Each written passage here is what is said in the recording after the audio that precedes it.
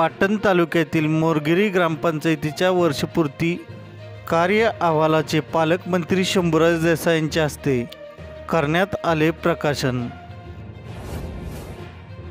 दहिवडी शहरातील अमृत योजनेतील पाणीपुरवठा लवकरच कार्यान्वित होणार, खटाव मानचे आमदार जयकुमार गोरे यांचे दहिवडी येथे प्रतिपादन। कराड तालुक्यातील चरेगाव येथे दारू उधार न दिल्याच्या कारणावरून बार चालक महिलेसह मुलाला मारहाण करणाऱ्या 11 जणांवर गुन्हा दाखल।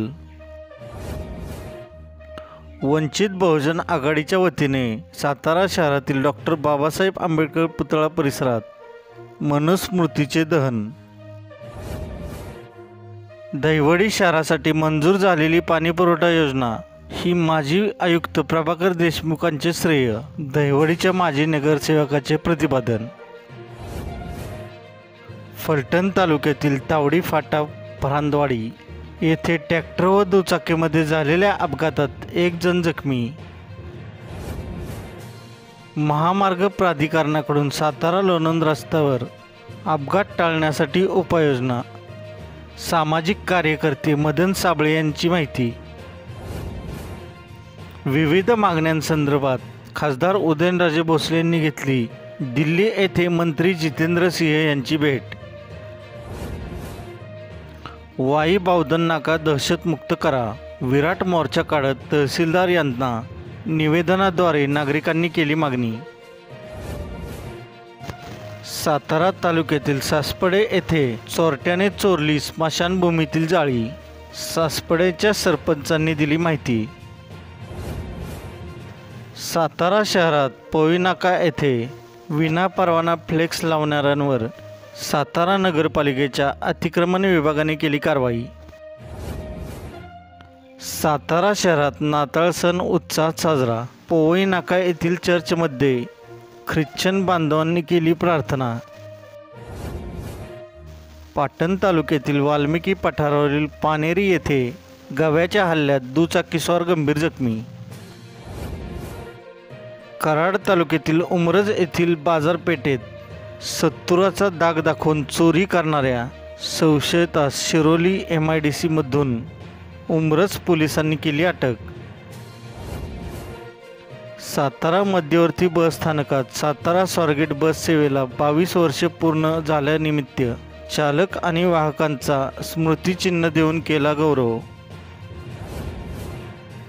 सातारा शहरातील पुना गाडगे ज्वेलर्सच्या दुकानात सातारा निर्भया पथकाने महिलांना छेडछाडबाबत केले मार्गदर्शन।